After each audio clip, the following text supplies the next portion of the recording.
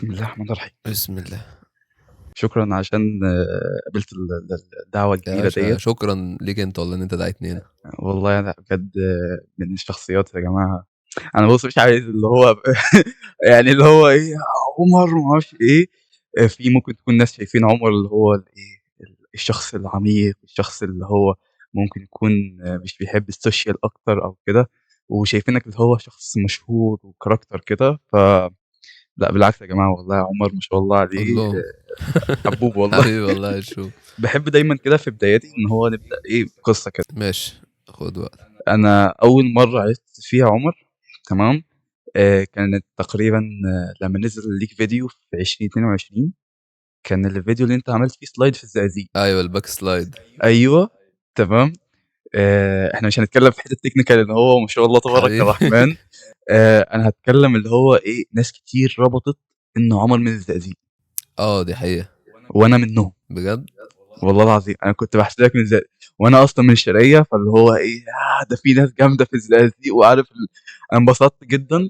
كان وقتها كنت لسه بقى داخل المجال دوّة. ممكن تحكي عن الموضوع أو القصة ديّة؟ بص اولا اليوم دوت كان في ايفنت كبير في الزقازيق في الصالة المغطاة، كان عامله زاج سكيترز ساعتها، وكان ايفنت كبير وحلو قوي يعني، كان احلى الايفنتات اللي انا روحتها في المجال عموما. كان كان رول بول وسلايدات وكروز، وكنا متجمعين كصحبة وأصدقاء. رحنا كلنا وسلايدنا في الشارع وسلايدنا في الصالة المغطاة وحرفيا اليوم ده كان من أطول أيام حياتي، لأن أنا طبقت فيه هناك. هم بتوع الزقازيق مرضوش يخلونا أروح، فضلوا مقعديني هناك لحد تاني يوم الصبح. يعني أنا رحت الزقازيق النهاردة الصبح، المفروض أمشي بالليل، لا فضلت قاعد لحد تاني يوم الصبح. فضلت صح حوالي بتاع 48 ساعة اليوم ده. يا نهار أبيض! بجد رحنا لعبنا كورة ورحنا حمام سباحة ولعبنا بينجو وبلياردو صلينا كل الفروض مرتين، يعني الحمد ما شاء الله. ما شاء الله. اللي هو انا يعني كان الموضوع بجد طويل، كان طويل قوي. فالدنيا كانت لطيفة يعني، وكان يوم لذيذ قوي. وساعتها كنت انا لسه جاب عجل جديد، كان او ام جي. لا فقلت اجربه بقى على الاسفلت وكده، والارض هناك كانت ناعمة، والمكان دوت كان عند حتة اسمها الفلل، فكان فاضي. الارض كانت فاضيه والدنيا كانت هاديه والارض كانت نظيفه، فقلت اصور يعني. وانا الباك سلايد من الاستعدادات المفضله بالنسبه لي. كنت متقنها بقى. اه فقلت اجرب بقى، فوالله جربت وصورت. كان ساعتها متصور اصلا كانوا اتنين بيصوروني، فهتلاقي الفيديو الاولاني بانجل والفيديو التاني بانجل تاني، عشان ده كان بيصور وده كان بيصور وبس. ونزلته والله بتاعي ده من اعلى الفيديوهات اللي جايبه ريتش عندي اصلا على الانستجرام، جايب نص مليون بتاعي. يعني للأسف الأيام الجميلة ديّة يعني صعب إنها صعب والله دلوقتي، مسؤولية بقى وشغل وميتنج وحوارات كتير كده، فالواحد بيبقى صعب ان هو يطلع ايفنت. بيطلع ايفنت لما يكون فاهم مصر كلها فيه، عشان يقابل الناس اللي هو بيحبها واللي هو بيعرفها من محافظات تانية. زي مثلا ايفنت الاجازة بتاع 2/2 ده كان يعني انا كان صعب ان انا اجي بسبب الشغل عندي، بس والله حاولت قد ما اقدر والحمد لله عرفت اجي. وجيت كمان من غير ملعب، يعني انا جيت قعدت مع الناس، سلمت على هشومي مثلا، سلمت على عمرو، سلمت على الناس الحلوه اللي انا اعرفها ديت. انا باجي اصلا الايفنتات دي مخصوص عشان اقابل الناس، عشان اشوف الناس اللي انا بحبها، مش جاي عشان العب. ومش جاي يعني، انا الاول كنت باجي العب واخد اللقطه وبتاع، بس دلوقتي مش محتاج اخد اللقطه بقى، واللي هو سلايد بقى والكلام ده كله. فلا بقيت اجي اشوف الناس اللي انا بحبها، ودي حاجه الصراحه يعني ده الاهم بالنسبه لي حاليا. وبرضه ده كان مهم بالنسبه لي في الاول، بس في الاول انا كنت اجريسيف قوي، كنت بحب اللعب جدا. دلوقتي الموضوع هادي شويه، بقيت فوكس اكتر على السلايدات، وانا عندي اكاديميه عندي بتمرن فيها براحتي، فمش محتاج ان انا اروح بقى مكان تاني العب وكده. الاول كان في اماكن قليله اللي انا بتمرن فيها، فكنت اي مكان بروح لازم العب. دلوقتي عارف انت اللي هو بتبقى انت خلاص مش محتاج تلعب، بس انت محتاج تشوف الناس، محتاج تشوف حد انت مثلا بتحبه، حد قضيت معاه وقت حلو، حد انت مش بتشوفه غير كل فين وفين. فيعني ده الحال دلوقتي والله. بالنسبة للايفنتات ما بقيتش اروح ايفنتات كتير، بس نفسي والله لو ايفنتات كبيرة اتعملت انا هروحها ان شاء الله. بإذن الله. قصة جميلة حبيبي بصراحة، يعني والله بتبقى شو. حاجات حلوة بأمانة، والذكريات الجميلة ديّة يعني السكيت سبحان الله من الرياضات اللي هي إيه، ما هي مش بس سكيت، هي علاقات وسكيت. اه دي حقيقة، انا عايز اقول لك يعني اعتقد من غير السكيت انا ما كنتش عرفت كميه البشر دي من كل المحافظات دي. انا مش ببالغ، انا ممكن لو عوزت دلوقتي اسافر اي محافظه ارفع التليفون بس على اي حد من اي محافظه انا جاي، هيبص هيبيتني وياكلني ويشربني ويعمل كل حاجه وهيضيفني ضيافه محترمه جدا بسبب السكيت. فلا هو معارف كتيرة جدا واكسبيرينس برضو حلوة قوي ان انت بتقابل ناس من محافظات تانية، ثقافات مختلفة، لهجات مختلفة، فاهم، تتعلم حاجات كتير قوي. فالموضوع اصلا مفيد ان انت تتعلم، بتشوف حاجات، خبرات جديدة، بتشوف ناس جديدة، بتقابل حاجات جديدة، بتتعلم في حاجات، مثلا يحصل لك موقف تتعلم منه. فلا السكيت مش بس رياضة لعب وتمرين ومجهود بدني وبس، لا هو برضو زي ما انت ما قلت معارف وصحاب ولمة، ودي حاجة جميلة جدا يعني. مش هتلاقيها كمان في رياضات كتير، يعني معظم الرياضات اصلا بيكون فيها زي تشاحن. السكيت لا، قليل قوي لما تلاقي فيه تشاحن، بتلاقي كله بيحب بعضه، كله بيهتم ببعضه. يعني ده بالنسبة للوقت اللي انا كنت بلعب فيه. الوقت الحالي الموضوع افور، كبر قوي، فبقى في بقى حاجات يعني سلبيات. اكيد كل حاجة فيها سلبيات وايجابيات، بس فدلوقتي انا مش عارف الموضوع ماشي ازاي عشان مش متابع الكوميونتي قوي. بس لا الدنيا دلوقتي اكيد مختلفة عن زمان. بس زمان مثلا اللي هو من سنة ونص سنتين، لا كان الموضوع حلو وكان كوميونتي لطيف وكان كله بيخاف على كله وكله بيحب كله، محدش بيعادي حد، محدش بينه وبين التاني مشاكل. وده طبيعي لان كل ما الكوميونتي ما بيكبر او كل ما الحجم الحاجة بيكبر كل ما بتنوع فيها الحاجات، يعني بتنوع فيها المشاكل، بتنوع فيها الحلو، بتنوع فيها الوحش وهكذا. احنا ممكن نرجع، وممكن نرجع لحتة الكوميونتي دي مرة تانية عشان ممكن يكون عندنا او عندك بعض الآراء فيها. آه، نرجع لورا شوية، ورا كتير بقى. كتير. كام سنة مثلا؟ معرفة عمر بالسكيت. ده حوار غريب قوي، ده حوار غريب يعني. انا وقعت على صورة، تمام، صورة ليك كنت لابس فيها السكيت تقريبا بتاع زياد خالد. هو ده سكيتي اصلا. هو ده سكيت؟ هو زياد خالد اشترى مني. اوكي تمام. عرفت نسرد تاني للقصة، تمام. اه لا ده سكيتي اصلا. يعني ده امبريال، كان امبريال 1 اسمه، كان موديل 2018. ده انا كنت مبطل، كنت اشتريته وبطلت بسبب كان اصابة. اول سكيت؟ لا ده مش اول سكيت، انا بلعب من 2011. اوه، من قديم قوي. اه كان اول سكيت ليك كان ايه؟ كان نوع كده مش متذكره قوي الصراحة يعني، بس كنت منزل له صورة على الفيس اصلا. بس كنت منزله صورة على الفيس بعد ما اتسرق، عشان هو كان معايا واتسرق. بس وعرفت السكيت ازاي بقى، انت تهيألي ما حدش هيتخيل القصة دي. قول، احكي. بص هو احنا عندنا، انا ساكنت في المعادي عموما.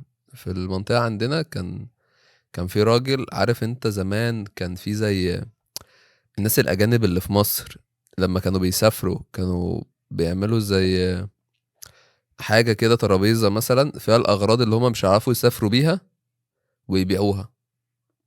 فهو بقى كان ليه علاقة بالناس الأجانب اللي في مصر عموما، كان هو بيتهيألي تور جايد حاجة زي كده مش فاكر. فهو كان بيجيب الحاجات منهم، فكان منهم بيبقى معاهم سكيتات. فالراجل ده كان بيجيب السكيتات ديت وبيأجرها. يا ابن الذين. كان اول حد يأجر في مصر تاني. الله يرحمه يعني. كان اسمه عم مصطفى. عم مصطفى ده أنا كنت عيل صغير، يعني أنا حرفيا كنت مثلا كام سنة، من 13 سنة ده يعني، وأنا عندي 12 سنة 13 سنة في الحدود دي. فكنت بروح وبأجر منه فردة واحدة. والله عشان ما كنتش بعرف ألعب بفردتين، كنت بأجر منه فردة واحدة وأقعد بقى كأني بورد كده وأقعد أزق برجلي التانية. وحبيت الموضوع قوي، اتمرمطت، كلت التراب حرفيا يعني، كنت بقع كمية وقعات رهيبة. وكنت بحبه برضه لحد ما قعدت أزن بقى على أهلي كتير. هم طبعا كانوا خايفين عليا إن أنا من اللي بيشوفوه. إن شاء الله الصوت مش هيبقى باين. اه، ان شاء الله يعني. ان شاء الله. من اللي أهلي كانوا بيشوفوه من اللي أنا بعمله، إن أنا بتعور كتير وبقع كتير والكلام ده كله. فهم كانوا مش عايزين يجيبوا لي واحد، فالزن على الودان أمر من السحر بقى أنت عارف. ففضلت أزن عليهم لحد ما جابوا لي واحد. ف فجبته وقعدت حوالي سنة أو نص بلعب بيه، أو أكتر شوية مش فاكر، سنة ونص سنتين. فأنا كنت بدخل برميه في مدخل العمارة وأدخل البيت. احنا كنا ساكنين في أول دور، فزينا كده بالظبط، أدخل من مدخل العمارة وأقوم راميه في مدخل العمارة بره وأقوم داخل البيت. ففي مرة سبته بره فما اعرفش حد دخل خده ومشي. يا ساتر. طبعا ده أسوأ يوم في حياتي في كلها حرفيا يعني. ده من يعني انا ممكن لو حصل لي حاجه دلوقتي بعد 5 سنين انساها، بقالي 13 سنه لحد النهارده مش قادر انسى اليوم ده. بجد والله. لا بجد ممكن لو قفشت اللي خد السكيت ساعتها ممكن اقتله. رسالة اللي طلع السكيت. اه والله بجد. يعني يلا الحمد لله. قعدت بقى ساعتها طبعا مفيش ولا لوكو ولا دير رولين ولا المواقع دي ولا اي حد اقدر اجيب منه سكيت. يعني ده كان حاجه لقيتها بالصدفه وجبتها بالصدفه. فالموضوع بقى كان صعب قوي ان انا اجيب سكيت تاني حرفيا. دي فضلت سنه كانت من اسوأ السنين اللي مرت عليا في حياتي. اللي هو انا كنت بعشق السكيت وبحبه وبخرج العب بيه في الشارع، ومع اني كنت لوحدي بس كنت بحبه جدا. فضلت بقى حوالي سنه او اكتر بتهيألي لحد 2015 تقريبا. انا بدأت، لا انا بدأت في 2011. حلو، سنتين مع السكيت. سنتين 2013 بعد كده 2013 بعد كده بطلت عشان السكيت سرق 2014. بعد كده جبت سكيت في 2014 بس. فجبته بقى ازاي اصلا؟ يعني تخيل كده، كنت انا بقى عشان اعوض الانلاين سكيت كنت بروح العب ايس سكيت. اوه. اللي هو انا هسكيت يعني هسكيت، اعملوا اللي انتوا عايزينه انا هسكيت يعني هسكيت. كنت بروح الايس سكيت عندنا بقى في المعادي جنب البيت عندي يعتبر في فاميلي لاند. كنت بروح العب هناك كتير بقى. فطبعا كان في ناس شغالين هناك كانوا شغالين اللي هم بيعملوا الشو في الساحل والحاجات دي، مش فاكر اسمهم ايه الصراحة. الانيميشن، تيم الانيميشن. ممتاز. كانوا ناس شغالين هناك تيم انيميشن وكده بالسكيت. فكانوا معاهم بقى انلاين فانا عرفت. فاخدت بقى من واحد سكيت اشتريته منه، كان مقاس 44 وهو ساعتها كان مقاس 41 اصلا يعني. يا نهار بس ابيض. اللي هو اي حاجه فيها عجل وخلاص هلعب يعني هلعب. والله كنت بلبسه اكتر من 4 شربات عشان اعرف العب بيه بقى مستريح فاهم. كان كوجر ولسه اصلا مشاهر الصوره بتاعته. كانوا 2، كان بس 2 ده بقى بعد ما الدنيا اتفتحت قدامي بقى بقيت اعرف اشتري بقى براحتي وبتاع. فبقيت اجيب سكيت براحتي عادي، عارف اللي هو انت قدامك الموضوع فتقدر تجيب اي حاجه في اي وقت. فاشتريت واحد تاني كنت لسه مشاهر صورته اصلا. كانت ذكرى 8 سنين. يا. وجبته بقى ده وقعدت العب فتره. بعد كده عملت حادثه كبيره قوي، حصل لي فيها شرخ في الضلعين وحصل لي فيها نزيف داخلي وكانت كان ايه سبب؟ السكتش يا جدعان. اوه. أنا بنصح ان محدش يعمل سكتش خالص بجد. يعني دي اهم نصيحة اقدر اقدمها لاي حد في الدنيا، ما تعملش سكتش بجد. عشان الموضوع انت ما عندكش هاند بريك حضرتك هتقدر تقف بيها، وما عندكش اير باجز حاجة هتحميك، ما عندكش اي حاجة. انت مع نفسك انت فاهم، والاسفلت حرفيا. فانا الحادثة دي بقى بهدلتني وبطلت غصب عني عشان بابا وماما اللي هم بقى خلاص بقى كانوا مشدين عليا وخايفين عليك. وخايفين عليا وكده. وانا برضو بطلت المزاج عشان كنت الحادثة بهدلتني. فبطلت كتير بقى، بطلت بتاع 3 سنين او بلاش 3 سنين، سنتين مثلا. مش متذكر اوي الصراحة عشان انا ذاكرتي على الله. بس بطلت فترة حلوة. وبعد كده لما رجعت في 2017. كنت وقتها كنت خلاص ثانوية ولا؟ وقتها كنت انا مخلص ثانوية في 2016. في 2016 2017 جبت بقى السكيت بعد ما خلصت ثانوي وقعدت العب بيه شويه. نزلت في مره او مرتين مش فاكر، نزلت كذا مره كده ميدان التحرير ومع الناس القديمه بقى. ما عجبونيش. يعني ما اختلطناش مع بعض، ما انسجمناش مع بعض فكريا. هم فاهم. او انا كنت شديد ساعتها.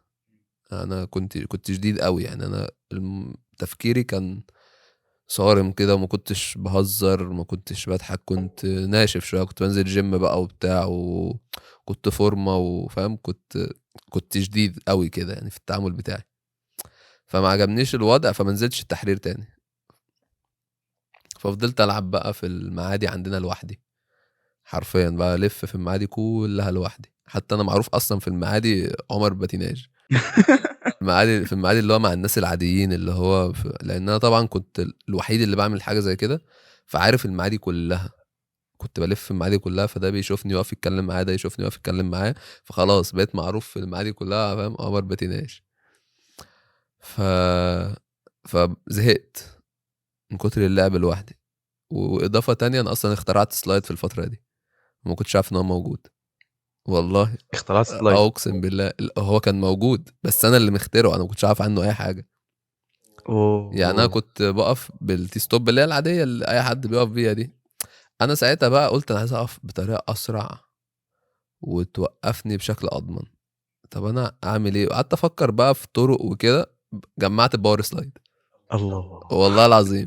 كانت البذرة بقى اللي هي لعمر سلايدات النهارده. بيتهيأ لي حاجة زي كده يعني، اخترعت الpower slide دي بقى واتعلّمتها، وبقيت مبسوط أوي إن أنا باقف بسرعة وباقف بسهولة، ولو ماشي على سرعة عالية أقدر أقف بسرعة فاهم، كان إيه ده! إيه ده! حاجة غريبة جدًا. ففضلت بقى فترة ألعب، وبعد كده حاولت إن أنا أنشر الcommunity، عايز ناس تلعب، أنا عايز ناس تنزل تلعب معايا، عايز أعلّم الناس عشان تشتري سكيتات عشان ننزل نلعب. نزلت على جروب المعادي عندنا إحنا المعادي ليها جروب على الفيسبوك وكده، الناس اللي ساكنين في المعادي كلّهم، فأنا عرضت عليهم إن يا جدعان أي حد عايز يتمرّن أنا هانزل أمرّنه بسكيتي وfor free، مش عايز أي حاجة. عشان تنشر عشان ثقافة. أنشر الموضوع والله. إمم. البوست ده يعني ممكن أخش أوريه لك أصلًا هتلاقيه لحد النهارده موجود. فناس كتير كلمتني ونزلت مع ناس كتير أوي، وولاد وأطفال وناس كبيرة، ونزلت مع ناس كتير.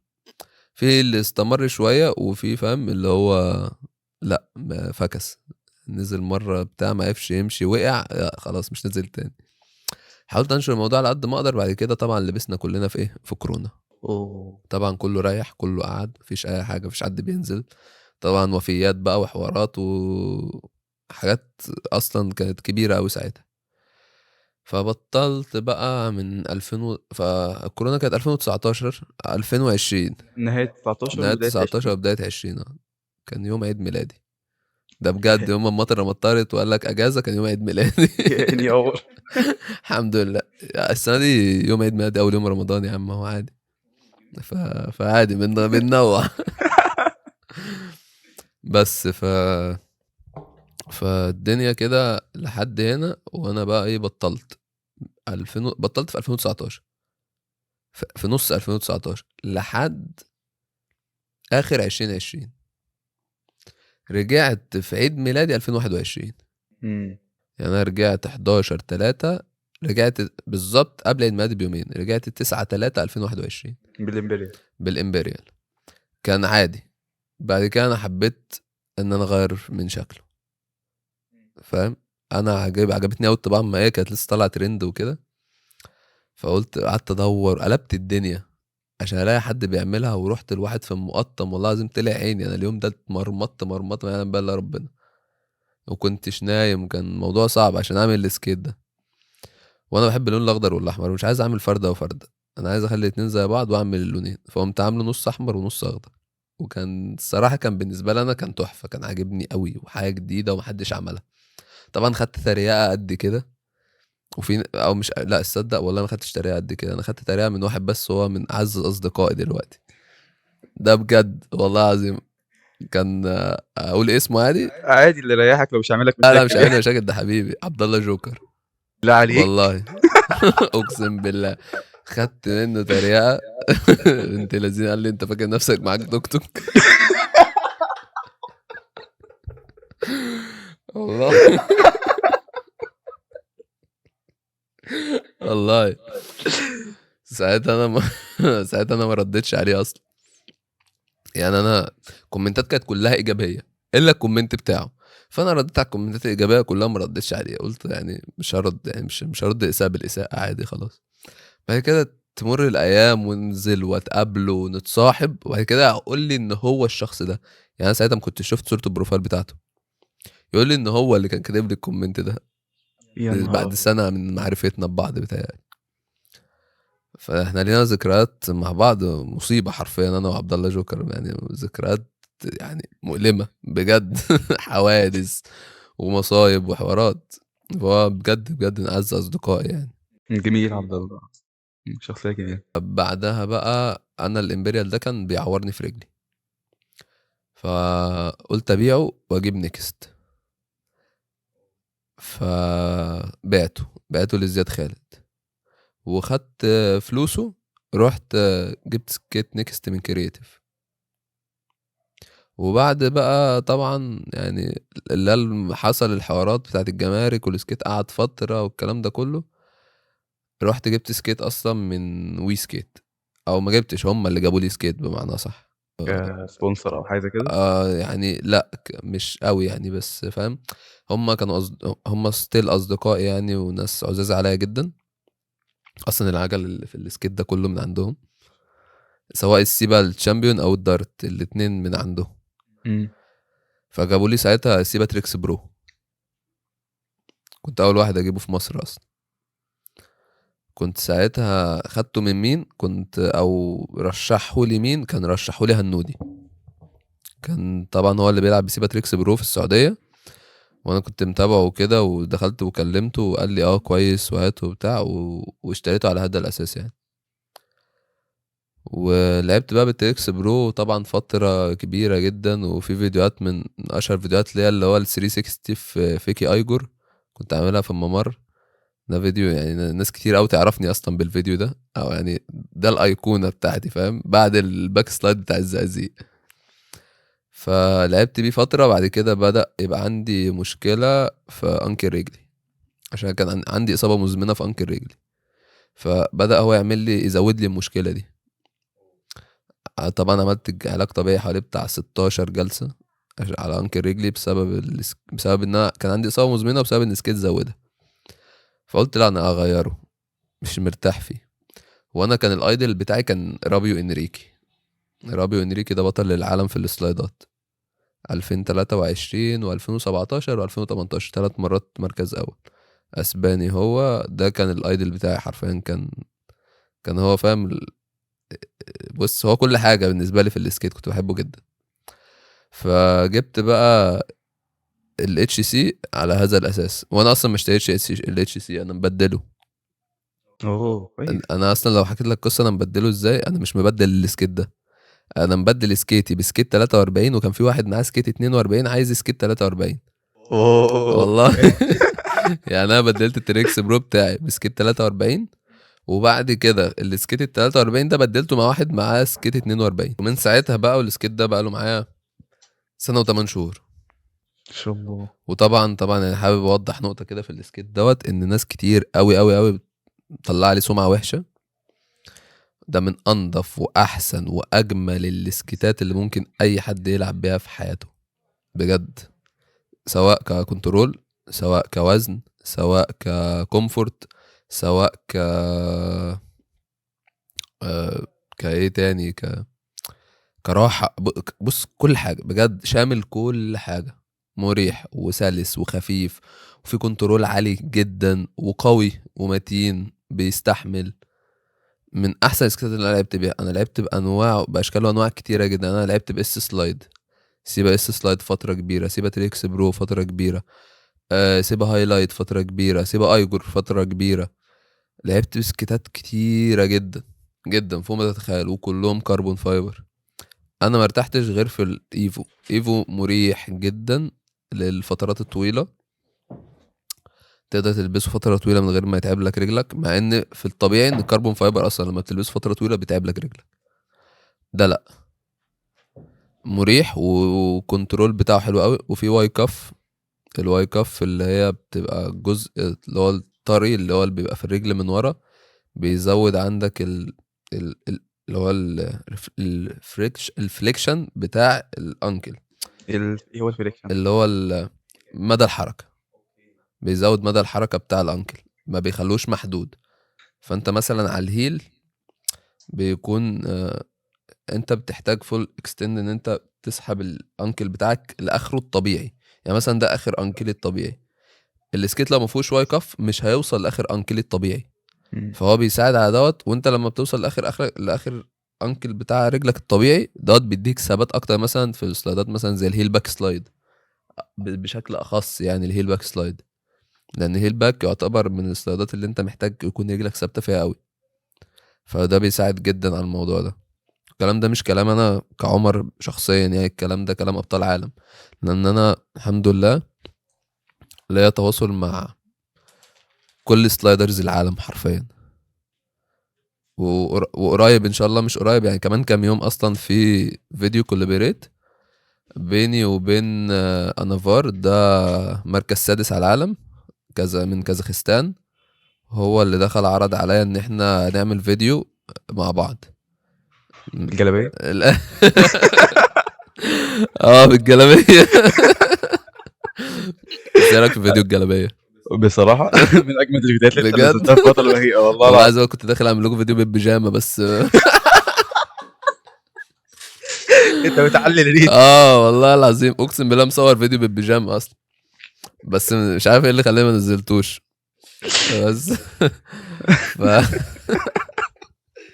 بس بصراحة لأ، هو جميل بأمانة الفيديو انا دوّة. عايز اقول لك انا كنت قاعد لوحدي والله في الاكاديميه، إمم. هبت في دماغي اقسم بالله ما كنت عايز العب ولا كنت ناوي العب. انا قاعد لوحدي زهقان ومش عارف اعمل حاجه ومفيش حاجه اعملها، قمت بص كده الاوتفيت حلو انا هصور بيه نعمل حاجه جديده. يلا انت داخل مصور، وعايز اقول لك التصوير خدش مني وقت اصلا.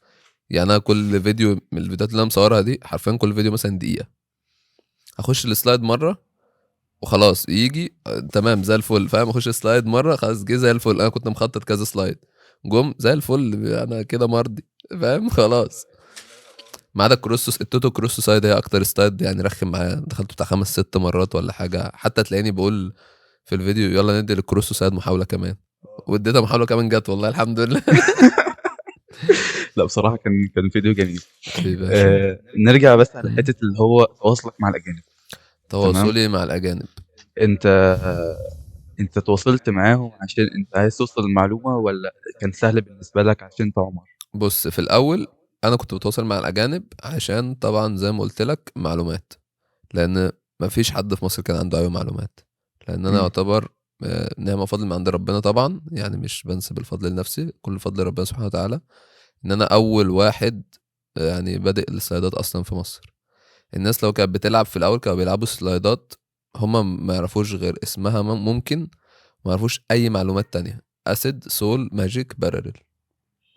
يعني إيه المعلومات اللي ممكن تكون تحتاجها من شخص أجنبي أو شخص محترف؟ إيه تفتكر السجادة اللي مصر كلها جايباها وبتلعب عليها دلوقتي دي عرفوها منين؟ انا عرفتها منين بقى؟ انا عشان اجيب السجادة دي اتضحك عليها 3 مرات. ياه! نزلت جبت ماتيريالز، انا طبعا ما كنتش واخد المعلومة بشكل كامل، او كنت مش واعي بيها بشكل كامل، فنزلت جبت مرة عزل بتاع اسطح. ماشي يا جماعة إحنا كده بنعمل كتات وبنقف شوية عشان عرفت عشان ايه. بييجي في وقته. اه طيب نكمل.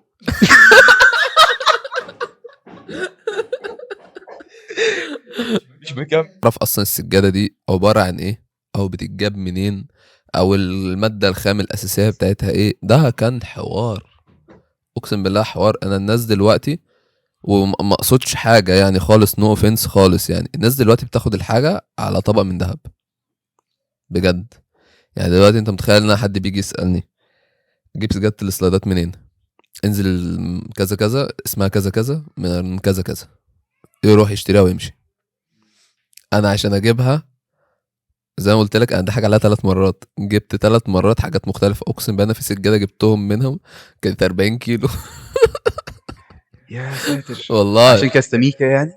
كانت 40 كيلو، كنت بنزل كان جواها حديد، والله كنت بنزل شايلها على ظهري بتاع حوالي 500 متر ولا كيلو مشي عشان افرشها في المكان اللي انا بلعب فيه، طلعت مش هي، وقعدت العب عليها فتره. فاهم؟ قعدت العب عليها بتاع اسبوع. تخيل اسبوع كل يوم بتنزل شايل 40 كيلو على كتفك عشان تروح تتمرن، ده غير السكيت. اتمرمطت يعني، اتمرمطت بجد. وفي الاخر طلعت مش هي. وانا اصلا كنت اول ما جبتها بعت لانريكي، عشان انا كان ده اكتر واحد كنت بتواصل معاه من البدايه، ان هو اكتر واحد كان مشهور. معظم السلايدرز الانترناشونال او العالميين حرفيا المركز الثاني ببطولة العالم اللي فاتت ديت عنده 300 فولور. 300 بجد ده المركز الثاني على العالم، اللي هو ما شاء الله مستوى كويس جدا. عشان اوصل للبروفايل بتاعه كان حوار، مسمي البروفايل بتاعه ارقام اصلا. والله. ف فحوار بقى السجادة دوت. دخلت انا كلمت انريكي، قال لي على اسم الماتيريال.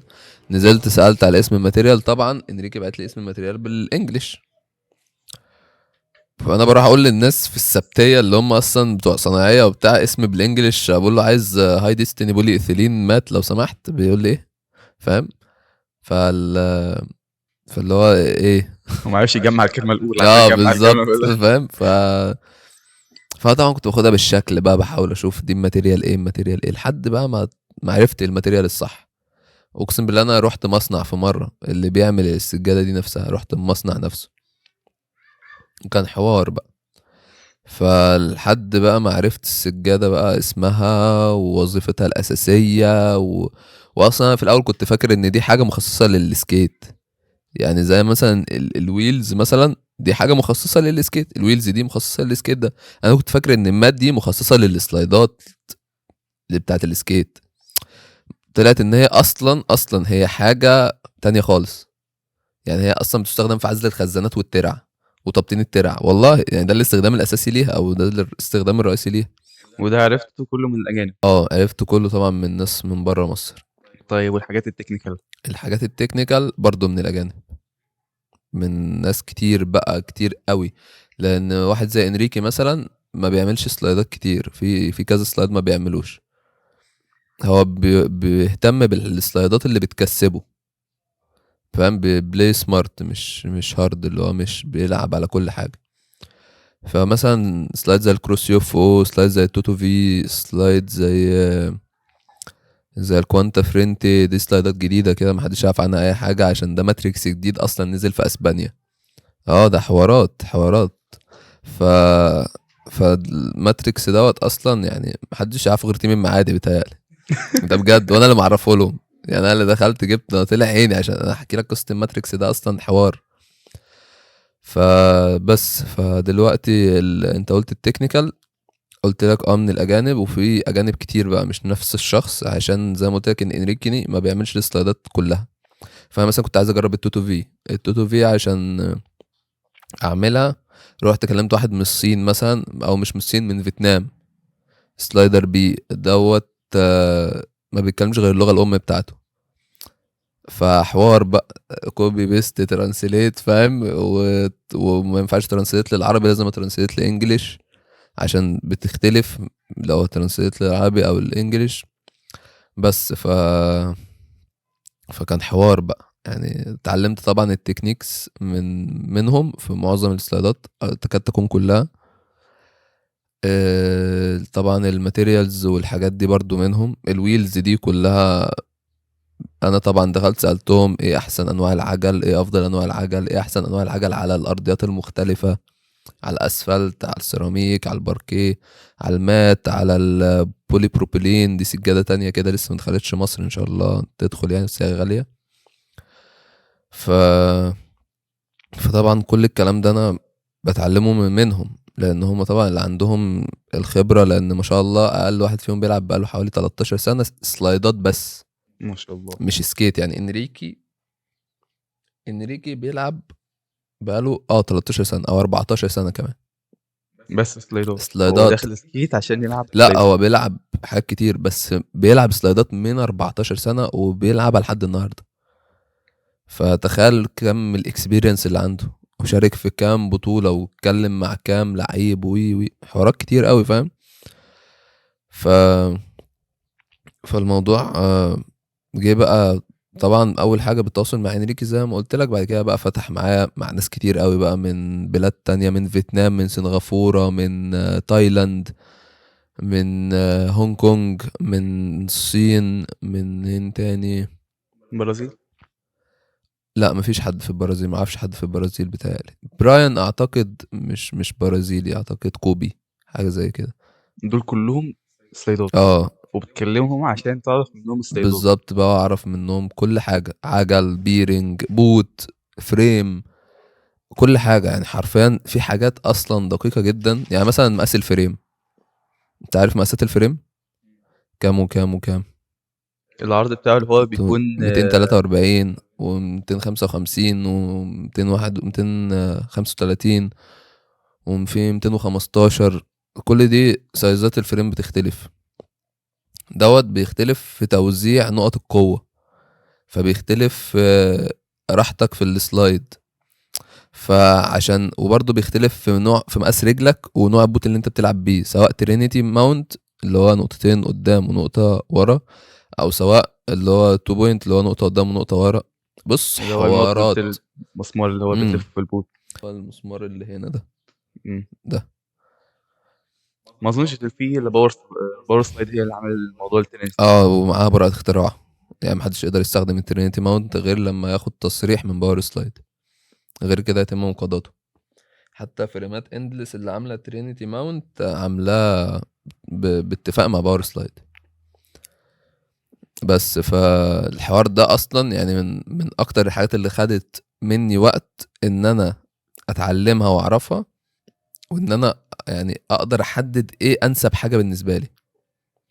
لان زي ما قلت لك، اختلاف مقاس الرجل بيختلف مع احتياجك لمقاس فريم معين. يعني انت مثلا لو 45 ما ينفعش تلعب بفريم 215، مستحيل. حرفيا البوت هيبقى قد كده والفريم قد كده. لو مقاس رجلك 40 هتبقى قد كده وقد كده، ده مناسب. 42 هتبدأ بقى تشوف نقاط القوة عندك ايه في رجلك، ونقاط الضعف عندك ايه، عشان تقدر تحدد الفريم هيبقى مقاس 243 ولا 235. وعلى الاساس دوت مثلا تطلعه قدام شويه او ترجعه ورا. ده بقى كان من اصعب الحوارات اللي انا مريت بيها في حياتي، ان انا احدد فريم معين مريح العب بيه. يعني ممكن يكون قعدت سنه، او بلاش سنه، خليها 6 شهور محتار في الفريمات بس، في ده حلو ولا مش حلو، طب اكلم ده، طب اخلي ده قد ده ولا لا. بجد ممكن من اكتر النقط اللي انا تعبت فيها هي والعجل. اختياري للعجل المناسب ده كان حوار. وقتها استقريت على اللي هو الفور ويل. اه فور ويلز 243. والعجل انا عندي رجل ورجل. وانا كنت عايز اجيلك في الحته دي، انت ليه حاطط في ده الرجل حوار. الشمال تشامبيون والتانية دارت؟ بص ده حوار كبير قوي. يعني انا جربت ان انا العب بدارت بس كنت مرتاح، بس كان بيحصل فيه بلوز كنترول شويه بسبب الرجل الشمال. كان بيحصل فيها زي يعني بكون اقل كنترول بالعجل، ده بيزحلقني اكتر شويه، ما ببقاش ثابت عليه قوي. وجيت جربت الشامبيون في الرجلين، كويسه في اليمين، كويسه في الشمال، وفي اليمين بحسها بتقف، مش بتديني المسافه اللي انا عايزها. فانا اخترت بقى الميكس اللي هو الكامل، ان انا اخد المسافه واخد الثبات. المسافه بتروح لدارت والثبات بيروح للتشامبيون. فانا ثباتي في الدارت برضو في الرجل اليمين كويس جدا، فانا عندي ثبات ومسافه في الرجل اليمين وبس. وعندي مسافه مثلا بقدر ان انا اخف في رجلي في الشمال، فاقدر اجيب مسافه برضو، بس الكنترول بيكون ارخم في الدارت، فاستريحت في الشامبيون بس. فخليت بقى نص ونص، ده السيت اب المثالي بالنسبه لي حرفيا. طيب انا دلوقتي شخص تمام حابب ان انا اكلم الاجانب واتعلم منهم، او اعرف منهم تريكات، مثلا حركه شفتها عجبتني عندهم فعايز اخش ان انا اكلمهم. ايه الحاجات اللي اصلا لازم اركز عليها لما اجي اعمل سلايد؟ يعني دلوقتي انا بشوف السلايد هي عباره عن انك بتعمل رجلك بطريقه معينه، تمام، وبتجرب مره ومرتين لما تيجي تظبط معاك. هل في حاجات كده في حته اللي هو التدريبات وحته الكابتن وتكنيكات معينه الواحد لازم يركز عليها لما يشوف حركه عجبته عشان يعرف ان هو يطبقها بطريقه استراتيجيه صح؟ اه طبعا. بص انا اصلا يعني بحكم دراستي انا طالب في تربيه رياضيه، فانا اصلا بدرس طرق التدريب وطرق التدريس، طرق التعليم والكلام ده كله. فاحنا في التدريب عموما بيبقى عندنا خطوات تعليمية وطرق تنفيذية. الخطوات التعليمية ديت اللي هو ألف ب ت وهكذا، تبقى حاجة من تحت لحد فوق. وطرق التنفيذ ديت الطريقة اللي انت بتنفذ بيها التمرين، فاهم؟ فاحنا عندنا مثلا في السلايدات انا هخش مثلا، بلاش انت عايزني اقول لك مثلا من واحد بيجنر، ولا واحد مثلا لسه، ولا واحد مستوى مقبول وبعد كده عايز يبقى ادفانسد؟ عايز حاجة اللي هو اللي لسه بادئ داخل عالم الفايضات، هو اوكي عنده البيسكس وعارف ان هو او المبادئ وكده، عايز بقى يخش العالم ده، هو مثلا متعلم ازاي يعمل باور ستوب، باور سلايد، يعمل بيتا، حاول يحنكش كده في البارل والماجيك والحاجات دي. ف وبرضه واحد محترف عايز يتعلم اكيد برضه التريكات دي كلها. بص هقولك من تحت. احنا اولا عندنا سلايد ماتريكس، ده بيكون جدول سلايدات بيكون متقسم 5 فئات A B C D E، وبيكون متقسم 5 عائلات، فاميلي 1 و 2 و 3 و 4 و 5. طبعا احنا عندنا ال A دي اعلى كاتيجوري في الماتريكس، وبعد كده بننزل لحد ال A B C D E. ال E دي اقل حاجة. فانت المفروض عشان تبدأ سلايدات تبتدي من ال E، وبعد كده تطلع، بعد كده تطلع، بعد كده تطلع، بعد كده تطلع لحد ما توصل للايه. وطبعا بتكون متقسمه فاميليز، يعني فاميلي 1 2 3 4 5 وهكذا. انت وانت بتطلع من تحت ما انت بتطلع كده للفاميلي، انت بتاخد الفاميلي كلها من الاي لحد الاي، فاهم؟ فانت عشان تبتدي سلايدات تبتدي من الاي. من الاي ديت طبعا ليها بوزيشنز معينه للجسم، ليها حاجات معينه لازم ان انت تبقى عارفها، مثلا زي وضع الايد. وضع الايد ده اهم حاجة في السكيت كله، مش هقولك في السلايدات. بوزيشن ايدك ده كده ده اهم حاجة في الدنيا كلها، لان ثبات ايدك من ثبات جسمك كله. انت مثلا، انا بقعد ادي المثال ده للناس كلها. انت لو واقف وايدك دي جبتها قدامك وقمت مرجعها ورا جامد كده، ايه اللي بيحصل؟ تلاقي جسمك رجع لورا. فمعنى كده ان ايدك متحكمة في حركة جسمك كله، فان انت تحافظ عليها في وضع الثبات ده بيحافظ على ثبات جسمك. ده بقى في كل حاجة، في السلايدات، في اسمه ايه ده، ما ده الحاج لازم ارد. ماشي. ده اهم من التسكيت طبعا، يعني اهم حاجة. والله، بس انا عارف ان هو مش يعني هو بيطمن على عادي. فكده اول حاجة واهم حاجة هي البوزيشن بتاع ثبات الايد ده بص اهم حاجة. ودي حاجة اصلا ناس كتير قوي بتفتقرها، ان هي سلايد بيبص على الرجل. طب يا عم انت هو الرجل هي كل حاجة؟ يعني انت لما بصيت على رجلي كده انت هتعرف تعمل سلايد؟ طب ما تبص على بقية الجسم، شوف ظهره، شوف ايده، شوف دماغه، شوف وسطه، شوف ركبته. اذا انت بتبص على الرجل بس مش هتستفاد، انت لازم تبص على الجسم كله كتوتال، كشكل عموما.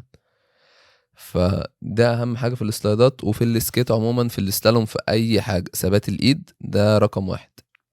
حركة الايد بشكل عشوائي بتسبب في وقوع، بتسبب في اصابات، بتسبب في حاجات كتير قوي. فدي اول نقطة. تاني نقطة بالنسبة زي ما قلت لك للترتيب بتاع السلايدات، احنا بنبدأ من الاي لحد الاي في كل فاميلي. يعني نخلص مثلا اولا بناخد الاي كلها في كل الفاميليز، بعد كده بنطلع على الدي كلها، بعد كده نطلع على السي كلها، بعد كده نطلع على البي كلها، بعد كده نطلع على الاي كلها. ده يعني ممكن يكون حلو وممكن يكون مش حلو لبعض الناس. انا مثلا لما باجي امرن حد بمرنه الاي كلها. عمر بيقول كلها، قصده على كل الفاميلي. بالظبط، كل الفاميليز اللي تحت من الاي. ليه؟ عشان بيزهق. لان انت كل فاميلي بتبقى من الاي لحد الاي مترتبه على بعض، كلهم نفس الانجل، كلهم نفس الشكل، كلهم نفس كل حاجه. بس بتبدا بقى مثلا من البدايه، مثلا البارو او السيالا. مثلا بعد السيالا انت بتحتاج ان انت تعمل السيالا دي، بتساعدك ان انت تعمل توتو في اللي هي اخر حاجه. عشان ده بيبقى على وضع نفس شكل الرجل، نفس شكل الجسم، نفس شكل الايد وهكذا. فانا ما بحبش اخلي اللي معايا يزهق، بحب ان هو يبقى مبسوط كده، اللي هو لا ياخد ويدي مع التمرين، كل مرة يلعب سلايد جديد، ما يلعبش سلايدات بتكون مرتبطة ببعض. زائد كمان الفاميلي اصلا، مثلا لو انت عندك في الاي باور سلايد سي مثلا، وعندك بقى في الدي بعدها هتبقى باور سلايد بس تو باور سلايد هيل تو، باور سلايد تو هيل، باور سلايد هيل هيل، فانت هتزهق مني لو انا قعدت اعمل لك كل ده ونتعلم كل ده. طب ما انا كنت بعمل باور سلايد. اديله سلايد جديد هيتبسط، هتديله نفس السلايد بشكل تاني هيتضايق، مش هتلاقيه مبسوط قوي. ده اللي انا لاحظته يعني بحكم الفتره اللي انا كنت قعدت فيها مثلا بتعلم وبعلم. فدي نقطة مهمة جدا مثلا للناس اللي حابة مثلا تلعب، انها ما تبدأش، ما تقعدش تركز في فاميلي واحدة لحد الايه، لا العب على الكاتيجوري كلها اللي هي الاي كلها، ده هيساعدك اكتر ان انت تبقى مستريح. لان اهم حاجة اصلا ان انت تكون مستريح نفسيا، اللي هو مؤهل، ما بتزهقش، ما بتتضايقش، مش مخنوق من اللعبة، الكلام ده كله. لازم تكون مبسوط كده وبتعمل حاجة وانت حاببها. يعني افهم من كلام عمر ان هو لما تيجي حد حابب ان هو يبدا من البدايه يعني ايه الف ب سلايدات، يبدا الفاميلي الاي كلها، تمام، الكاتيجوري اي او الفئه اي مع الفاميلي او ايوه عائله اللي هي مظبوط. ايه، العائله كلها، بحيث ان هو ياخد بالظبط. الصف التحتاني كله او البدايات كلها، وبعد كده يمسك تراك واحد ككاتيجوري او فئه. لا، بيكمل اي دي، اه كلها يعني بينوع برضو بشوية هنا شوية هنا، بيبدأ ان هو مثلا، اصل في السلايدات في اوقات مثلا بسبب العوامل الجسدية بتاعت الشخص ما بيقدرش يجيب سلايدات معينة. يعني مثلا سلايد زي كروسيوفو ده محتاج موبيليتي عالية جدا، محتاج ليونة ومرونة عاليين جدا. انا ما عنديش المرونة والليونة ديت. واحد مثلا عنده 17 16 سنة، لسه صغير، لسه نمو جسمه فاهم، قول اقل من 16، قول 15 14، لسه نمو جسمه ما اكتملش 100% وعظامه ما اكتملتش 100%. فيبدأ ان هو عنده اتاحة اكتر ان هو يحرك مفاصله بشكل اكبر مني، بزوايا اكبر مني. مثلا هو يقدر يلف الركبة بتاعته اكتر مني، عشان مثلا كبرت فالموضوع بقى صعب على الاربطة بتاعتي، ما فيهاش الليونة والمرونة اللي انا محتاجها. او الاربطة مرونة، مم. الليونة ديت للعظم، للتوضيح يعني. فهم يقدروا يجيبوا كروسيوفو احسن مني. انا مثلا كروسيوفو لحد النهارده بعاني منها، وكل ما العب عليها ركبتي بتوجعني، بس ده في عندي اسباب تانية ان انا اعمل عمليه في ركبتي اصلا. فده مم. بقى الحلو، ان انت لو كملت لحد فوق على نفس في نفس الفاميلي لحد الايه، من الاي للايه، هتزهق. لو في حاجه وقعت قصادك او وقفت قصادك هتزهق. انما لما تشتغل على الكاتيجوري كلها في الفايف فاميليز هتبدا تنوع. لو في حاجه وقفت قصادك ممكن تخش على اللي بعدها، وبعد كده لما تبقى مرتاح نفسيا ان انت جبت حاجه جديده ترجع للحاجه القديمه. لان انا جت عليا فتره لما خلاص بقى بدات ان انا مفيش حاجه جديده العب عليها، الموضوع كان رخم. او مفيش حاجه جديده سهله، الحاجات الجديده كلها مميته، محتاجه تمرين شهور ومحتاجه تمرين ايام ومحتاجه حاجات صعبه. بدات ازهق فعلا واتضايق واحس ان مستواي ما بيتطورش.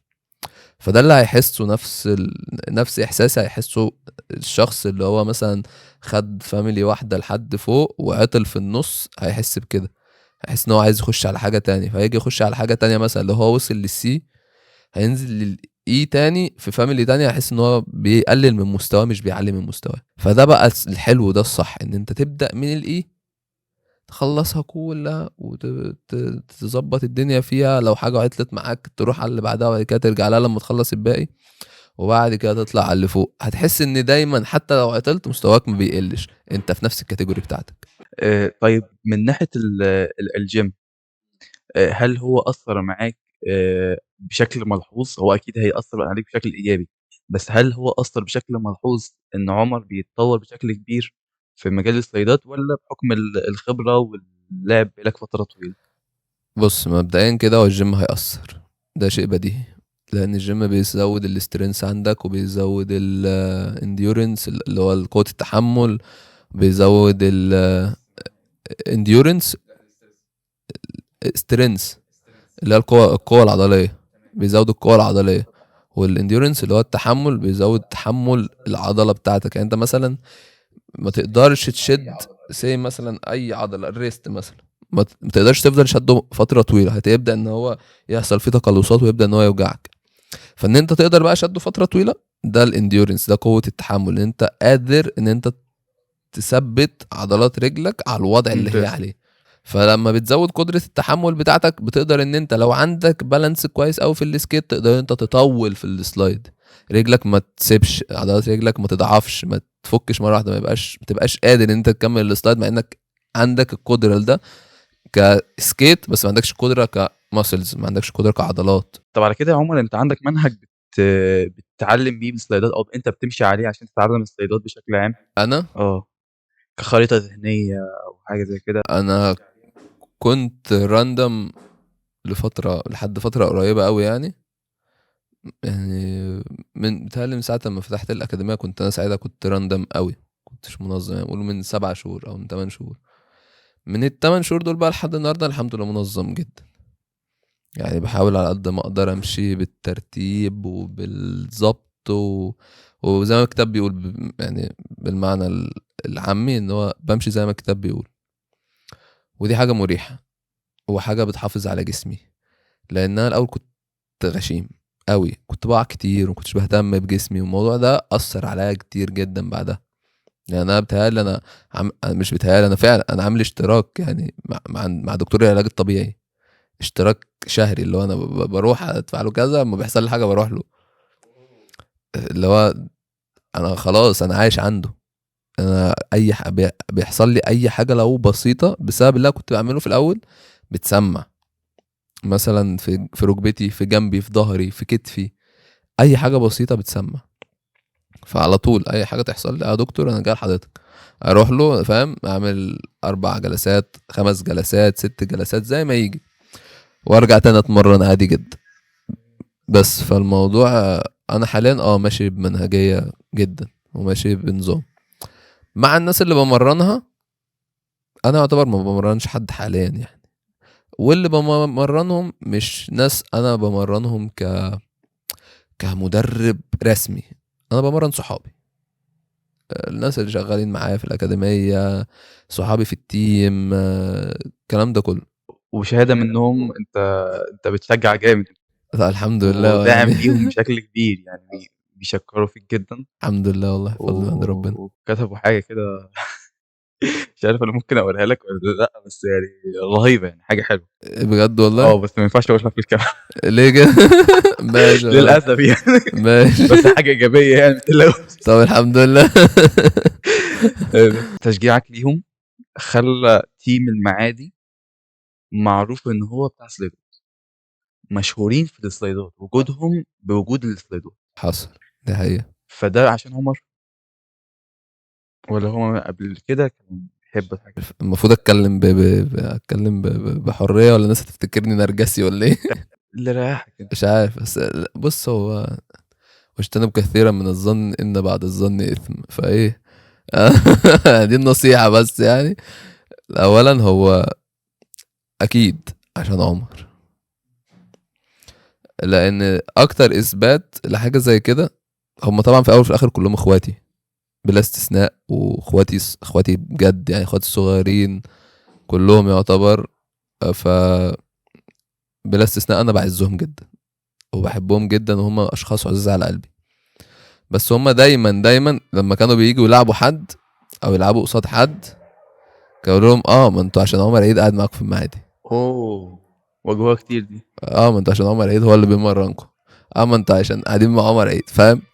فهو فعلا بتوع المعادي بقوا كده عشان انا كنت بنزل معاهم على طول، وكنت بشجعهم، والحمد لله عمري ما طلبت من حد فيهم مقابل. وهم كانوا بيحبوني، يعني هم كانوا بيحبوني من غير ما نتكلم، هم كانوا بيشوفوا لعبي، بيحبوا لعبي، فهم حبوني بلعبي، فبدأ يبقى في بينا كلام. وانا الحمد لله بفضل الله انا عمري ما طلبت منهم مقابل. يعني أنا عمري ما قلت لحد لا انا عشان امرنك لا ادفع، والشغل اللي انت عارفه اللي بيحصل اصلا، اللي ما بيحصلش غيره يعتبر، مفيش حد بيقدم حاجه لله كده اللي هو محبه واخويه ويحتسبوا عند ربنا سبحانه وتعالى، مفيش حد بيعمل كده للاسف يعني. الكل بيدور على ان هو يجيب دخل مادي وبس. وانا بفضل الله الحمد لله ما دورتش على حاجه زي كده، مع ان ده المهم يعتبر في الزمن اللي احنا فيه ده. وعشان ما دورتش على حاجه زي كده انا لقيت حاجات تانية اكتر بكتير جدا واهم بكتير جدا من الدخل المادي. يعني هقولها بشكل مختصر، كفايه ان انا لما احتاجك بلاقيك جنبي كأخ ليا وبحتاجك في حاجه كبيره. فدي حاجه مهم، دي حاجه بالنسبه لي ما تتسواش كنوز الدنيا كلها. فاهم؟ اللي هو انا عشان كنت حلو معاك في يوم من الايام واديتك كل حاجه عندي من غير ما ابخل عليك، انت شلتني في اوقات انا محتاجك فيها. فدي حاجه عندي اهم من ان انا كنت اخد منك فلوس وانت تعتبرني كمدرب عادي جدا وبس ومش صاحبي. فاهم؟ ولما اجي احتاجك مثلا تكون نظرتك ليا مختلفه، اللي هو انت مش صاحبي او ما عملتش حاجه عشاني عشان اعمل حاجه عشانك. فاهم؟ فده اللي انا لقيته الصراحه يعني بعدين، والحمد لله دي حاجه بسطاني جدا جدا فوق ما تتخيل. ان انا ما بصيتش للدخل المادي او ما بصيتش للفلوس، وبصيت لان انا اكون صداقات نظيفه ومحترمه، وان انا انشر الرياضه بشكل يكون فيه اخويه ومحبه. يعني ممكن اسالك سؤال، ليه السلايدرز مفيش بينهم عداوه؟ يعني ليه السلايدرز كلهم بتلاقيهم دايما بيحبوا بعض ودايما بيلعبوا مع بعض ودايما مفيش بينهم اي كره؟ عشان الموضوع اتبنى كده. عشان انا لما بدأت الموضوع معاهم بدأته كده، بدأته ان احنا اخوات، ان احنا صحاب، ان احنا بنساعد بعض وبنفيد بعض، ان احنا مفيش بينا ان انت لو كسبت انا كسبت، انا لو كسبت انت كسبت، ان احنا فاهم مفيش فرق ما بينا. فبدأ ان هم زي ما هم شافوا هم طلعوا على كده. فاهم؟ انت مثلا لو جيت شفت مني اللي هو انا هاخد منك فلوس وبس، واي حاجه انت بتعوزها مني بطلب منك فلوس ولازم تديني مقابل عشان امرنك. انت جيت مستواك بقى متطور وتحفه، اللي انت خدته بفلوس دوت هتروح تقدمه ببلاش؟ انت بعد ما دفعت كل الفلوس ديت هتروح تقدمه لحد ببلاش؟ هتبقى انت عارف دي مش وحشه منك، ده حقك كده كده اصلا. يعني دي مش حاجه وحشه خالص، بس الفكره ان انت شقيت وتعبت قوي واتمرمطت ودفعت دم قلبك عشان توصل للحاجه ديت، واكيد ده اكيد عايز مقابل لان انت وصلت له للشقه اللي انت عملته. فهتيجي تدرب بقى بفلوس مثلا وممكن يبقى عندك عداوه مثلا مع حد بسبب ان هو بيمرن الناس وهكذا. الحاجات الطبيعيه اللي بتحصل في الكوميونتي اللي مش محتاج اتكلم عنها. فانا الحمد لله ما عملتش كده. فاللي طلعوا بقى طلعوا على نفس اللي انا عملته، فبقى كله اخوات، كله بيحبوا بعض الخير، بيحبوا لبعض الخير.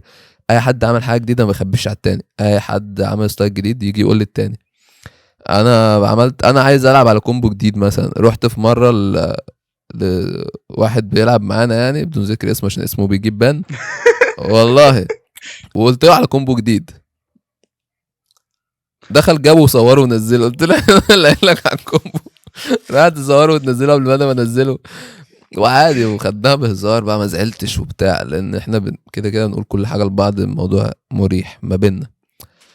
بس فالحمد لله دي حاجه برضو تخلينا نبسط، اللي هو قد ايه المجتمع بتاع السلايدرز اللي هو منشق من مجتمع السكيترز عموما بقى نضيف كده، بقى مريح، ما بقاش فيه حد مش سالك، حد بيبخل على حد مش بيحب حد. انا الحمد لله بفضل اللي عندي في الاكاديميه بيجي لي سلايدرز من جميع انحاء الجمهوريه. انا من كام يوم كان عندي ناس من اسيوط جايين لي مخصوص من اسيوط، والله العظيم راكبين قطر 8 ساعات من اسيوط عشان يجوا يلعبوا معايا. عارف؟ كله كده، كله الدنيا لطيفه ولذيذه، مفيش خناقات، مفيش حوارات، مفيش مشاكل، مفيش كره، مفيش غضب، مفيش عارف حقد، الكلام ده كله مش موجود.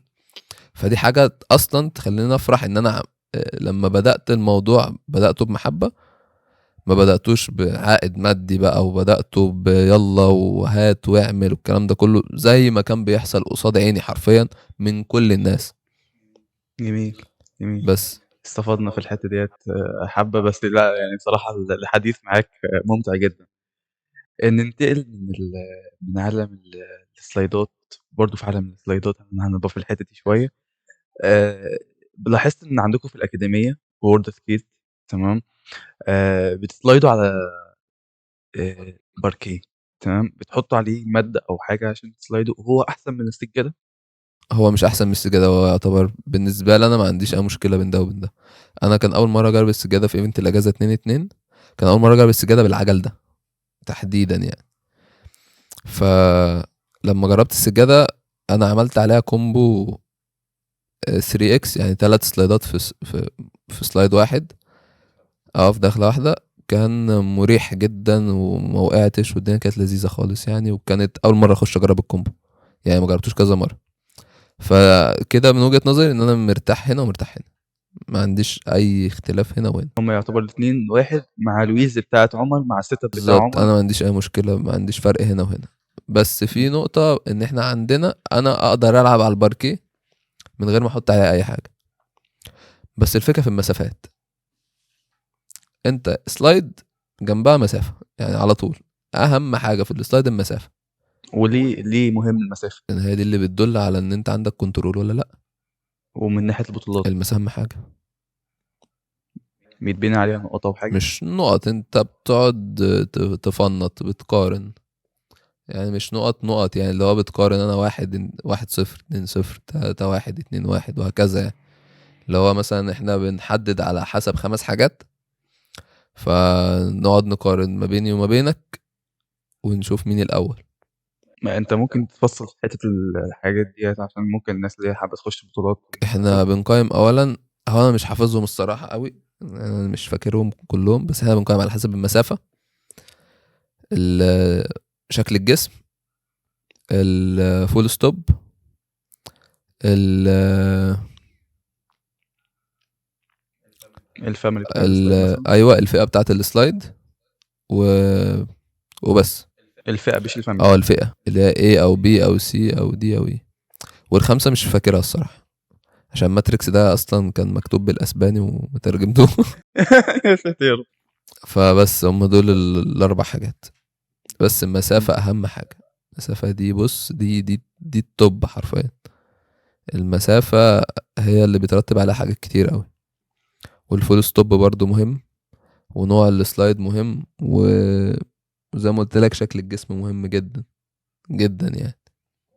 هو علشان نختم حتة مش عايز أطوّل أنا في حتة اللي هو البطولات، بس إيه مصطلح crane slide؟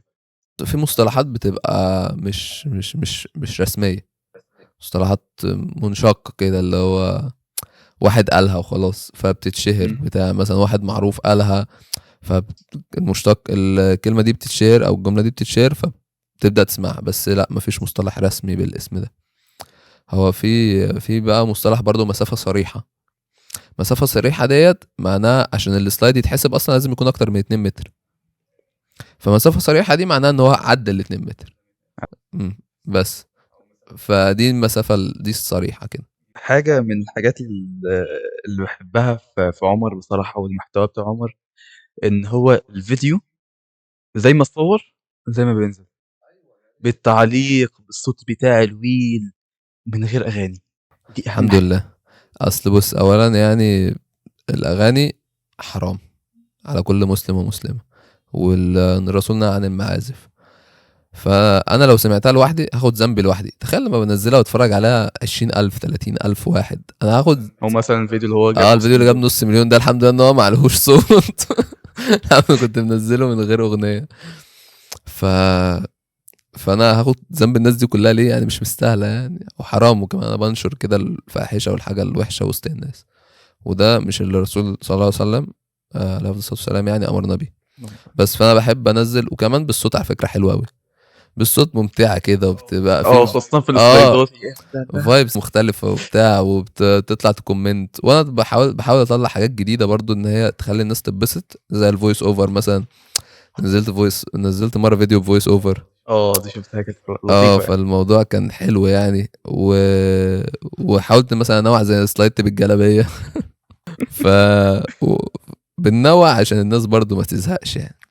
بص عشان انا انا متراقب دلوقتي والشباب مواصلين عليا على فاهم. ايه؟ فلو يعني في كام حاجه كده هطرحها عليك وانت ايه يعني اتكلم فيها. ليه عمر بيعرف يعمل بانكيك؟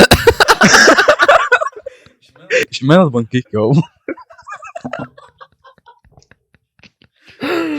انا لما سمعتها قلت خلاص عمر بقى هيجي لنا بانكيك استنى وهو جاي بقى انا ممكن اقعد كده بس خضرة. احنا في نروح له المعادي. مره يلا دلوقتي وربي يلا دلوقتي والراجع بلاش الراجع ماشي لا خلاص. فرح للاسف. وبتحب الاكل جدا. مش باين عليك. ما انا ما باكلش بقالي فتره كبيره يعني عشان الشغل وكده مش باكل كتير. بس انا بحب الاكل اللي بشكل مش طبيعي يعني. انا كنت في دهب من فتره من كام يوم يعتبر لسه راجع اصلا ما كملتش اسبوعين. كنت اكلت من مطعم بيتزا عجبني اكلت منه 4 مرات. والله والله اكلت 4 مرات بيتزا ونفس البيتزا كل مره. ليه لما الشباب بيجيبوا سلايد تمام بتقول عليه وهو يا سلايد وحش لهوي. وبتقول عليه وحش، ولما يجيبوه صح تقول يعملوه سريع يعني يعملوه المسافه اطول. كلمت رجب ولا ايه؟ ولما بتعمله بمسافه اطول تمام تقول له اعمله فول ستوب. وبعد ده كله واللي عم يعمل اللاعب اللي انت بتوجهه او هو صاحبك يعني تقول له برضه السلايد وحش. والله مش الصاد وحش على طول والله. بص انا معلمهم يعني من البدايه خالص ان اهم حاجه ان انت تكون عامل السلايد على اكمل وجه. فانت عندك بص حاجه بسيطه كده في السلايد مش عجباني، هو السلايد كله وحش خلاص. انت لازم السلايد كله يبقى حلو، لازم ما يبقاش فيه اي حاجه وحشه. فلا هم مثلا لو غلطوا غلطه صغيره بقول لهم لا. وده اللي خلاهم ان هم يبقوا فاهم باللي هم فيه دلوقتي. لانه حرفيا انا ما بسمح لهمش ان هم يستهونوا او ان هم يجوا ينزلوا سلايد يقول لك انا كده جبت السلايد وهو جاب السلايد مثلا بلاطه، او هو جاب السلايد وجسمه بايظ، او هو جاب السلايد ومش فول ستوب. فلا لا يا باشا كده ما ينفعنيش. عايز تجيب سلايد تجيبه زي ما الكتاب بيقول، تجيبه مسافه عشان انت مش هتكسب غير بالمسافه. تجيبه فول ستوب عشان الفول ستوب مهم جدا. تجيبه بشكل جسم حلو، ما تبقاش عامل لي ايدك كده وايدك كده وظهرك متني والكلام ده كله ما ينفعش. فهو مثلا عمل رجله حلوه قوي ما عملش فول ستوب، اعمل فول ستوب. ليه؟ عشان اصلا انت عارف ليه يعملوا فول ستوب مثلا دلوقتي؟ عشان الفول ستوب بيخليه بعد كده يقدر يزود المسافه بتاعته. سي مثلا انا بجيب توتو يونيتي 5 متر فول ستوب تمام. انا لو بجيبها 5 متر بس مش فول ستوب مش هقدر ازود المسافه. لازم اجيبها 5 متر فول ستوب عشان اقدر ازود المسافه. رهيب. لان الفول ستوب هو اللي بيحدد انا الكنترول بتاعي وثباتي قد ايه. وعايز اقول لك دي نقطه انا اول مره اقولها ما قلت لهمش قبل كده اصلا حتى يعني هم انا ما قلتش الجمله دي لحد فيهم خالص قبل كده، دي اول مره اقولها. ان هم لا عشان يزودوا المسافه لازم يجيبوا السلايد فول ستوب. عشان الفول ستوب هو اصعب من اصعب الحاجات اصلا في السلايد. يعني انا هتلاقي ناس كتير قوي تجيب سلايد فين الفول ستوب. انا بلعب على الهيل 8 كروس بقالي اكتر من 4 شهور او 3 شهور، ممكن 3 شهور 4 حاجه في رينج 3-4. ما جبتش هيل 8 كروس فول ستوب غير 3 مرات. على قد هي مهمه وهي صعبه صعبه. جدا. وفكره اصلا تاخد السرعه بتاعتك وتقعد تبطأ تبطأ بالظبط. تبطأ. فكره بص اصلا المقاومه بتختلف مع بتبطؤ السرعه. مقاومه جسمك بتختلف لان الهواء بيبدأ يقل. الحاجات اللي بتخلي جسمك مثلا لو تقدر ترجعه لورا بسبب السرعه والسرعه بتقل، انت محتاج ترجع جسمك لقدام لانك لو فضلت ورا خلاص المقاومات بتقل. فبتبدا انت تقع بقى خلاص، مفيش حاجه بتقاوم يعني السرعه. بص، هو موضوع فيزيائي شويه، اللي هو انت لما بتجري بسرعه قوي تقدر تميل ظهرك لقدام، لما بتبدا تبطأ لو فضلت تميل ظهرك لقدام ايه اللي هيحصل؟ هتقع. فاهم؟ زي العدائين كده، بيخلي ظهره مايل كده لقدام قوي. لعيبه مثلا السبيد بيخلي ظهره لقدام عشان اولا يكسر حاجز الهواء، ثانيا عشان في مقاومه ليه، ان هو بيدي بوش برجليه، بيزق نفسه لقدام، فانت بتزق نفسك في الاتجاه اللي انت بتقع فيه فمش هتقع. انما لو وقفت هتقع. فهي دي نفس الفكره، ان انت وانت بتبطأ في السلايد بيكون المقاومه بتبدا تختلف، فبتبدا انت لو ظهرك فضل لورا كده هتقع، عشان في الفول ستوب مش هتعرف تعمل فول ستوب، هتقع. فانت لازم بقى تقعد تعمل كده وانت بتبطأ، تقعد تعمل كده، تجيب ظهرك كده كده سنه سنه سنه سنه لقدام لحد ما تعمل فول ستوب. فاهم؟ نسبه وتناسب. فالفول ستوب صعب جدا ومهم جدا. رسالة في كل بالظبط. السلايدرز، ورسالة تحديدا لبتوع ايوه. المعادي. حد قال عليا ايه تاني بقى؟ ده في مواضيع بجد كبيرة. والله. على فكره البانكيك انا بعملها عشان بحبها فبعملها كتير. اه ميزت بيها بس حصل، سلايدات بطلع لايفات جامد. وبتاع. قبل كده حصلت مشكلة في الأكاديمية، تمام، مع شخص مش هذكر اسمه. وصلت على أصحابك وجالك يومها 30 واحد عشان يضربوا الشخص ده. ليه 30 واحد؟ عايز اقول لك دي قصه، دي مش صح اصلا. والله مش وفي صح، قصة تانية. دي مش صح. امم ده حوار. بيتبلوا عليك يا عمر. والله العظيم غلط، اقسم بالله ده ما حصلش. مش معنى 30 طيب. يا عم انا كان ممكن اضربه لوحدي بس. مش محتاج 30 واحد. بس مش كان مش انا اللي كنت عايز اضربه اصلا. والمشكله ما حصلتش معايا، ده هو حصل مشكله مع حد في الاكاديميه بين ولد وواحد شغال معاه، حصل تاتش بينهم وبين بعض. فالولد ده راح نده بابا، فبابا جه، فبحاول احل معاه، فهم الشباب ايه ضحكوا، بابا واقف وحملوا لي حوار، والحوار كبر قوي قوي قوي قوي. رحت بصالح الناس عند المحل بتاعهم، فالناس كل شويه واحد من قرايبه يجي، واحد من قرايبه يجي، بقوا 25 واحد واقفين حواليا. فقام واحد متعصب، قاموا كلهم جارين على الاكاديميه، فقاموا كلهم رايحين بقى عايزين يضربوا ايه الولد اللي هو عمل الحوار. فهو من ساعتها بقى انا بقى كنت معاهم، فانا جاي معاهم، فهو بيقول لي انت جايب لي 30 واحد وجاي تضربني. فهو واخدها اللي هو هزار يعني، بس هو والله ما حصلتش يعني. بتاع مشاكل انت يا عمر يا عم انا مالي وربنا، هو انا جاي بحل. دي قصة طريفة بصراحة، وحابب انها نختم بيها الحلقة. انا عارف اصلا مين صاحب القصه دي، مش هحله ليه؟ لما اروح. والله لا غلبان راجل طيب. ده هو اللي واقف في الاكاديميه النهارده. لا مش هو، لا. هو والله. مرة كان تيم المعادي كان عندهم مشكلة مع ناس، فاتصلوا على مين؟ على البابا. ايوه كمل. اللي هو عمر، تمام. ونفس الاشخاص اللي كانوا في الشارع اللي هم بره تيم المعادي ضربوه. على عمر رايق. ايوه حصل. وخلصت الحكايه دي على كوبايه شاي. حصل فعلا. هم كانوا اتخانقوا مع ناس انا اعرفهم. انا الحمد لله يعني بفضل الله انا المعادي كلها عارفها بلا استثناء، بسبب عيلتي وبسبب انا ان انا اجتماعي، وكمان السكيت وكده خلاني اتعرفت على ناس كتير قوي. زي ما قلت لك في البدايه ان انا كنت بلعب في المعادي لوحدي، فهم المعادي كلها بتشوفني انا كل شويه في كل حته في اي حته. فاهم؟ فتعرفت على هنا وهنا وهنا، فالمعادي كلها حبايبي. فهم اتخانقوا مع ناس ما شاء الله يعني الواحد فيهم يعمل منهم 3، فكلوا على ضربوا ضرب يعني، العيال كانوا جايين بيعرجوا يا عيني. فاللي ضربوهم كلموني قالوا لي احنا ضربنا عيال لابسين سكيت ومعاهم سكيتات فانت عارفهم اظن. قلت لهم عارفهم اكيد، فين؟ قالوا لي كذا كذا كذا. قلت لهم ماشي. فاللي ضربوهم اصلا كلموني قبل ما هم يكلموني، يعني هم كلموني بعد ما اللي ضربوهم كلموني. فانا رايح مع اللي ضربوهم دول، مش رايح لهم هم يعني، قبل ما هم يكلموني. فلما هم كلموني كنت في الطريق، رحت لهم وخدتهم بقى ورحنا الناس التانية وحلينا الحوار يعني الحمد لله. بعد ما انضرب. بعد ما اتضربوا. غلابه والله. والله هم بص فتحوا صدرهم، هم من النوع اللي بيحب يفتح صدرهم قوي يعني. فيلا وبتاع وكلوا علقه. حرموا خلاص من ساعتها. انا واحد من اللي ضربهم اصلا صاحبي يعني، وبيجي يقعد معايا في الاكاديميه وكده، كل ما يشوفه عارف بص له كده لا ابعد عني ارجوك. والله قصة ظريفة.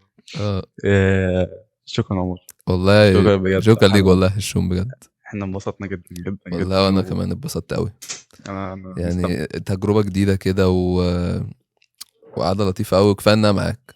الله يسعدك. وربنا يا جدعان اقسم بالله بره عن اي حاجه بقى، فككم من شغل الفيديوهات والكلام وخلاص، ده هشومي من اعز الناس على قلبي، ان هو كفايه ان هو شخص محترم، شخص كده نضيف كده، سيماهم في وجوههم يعني.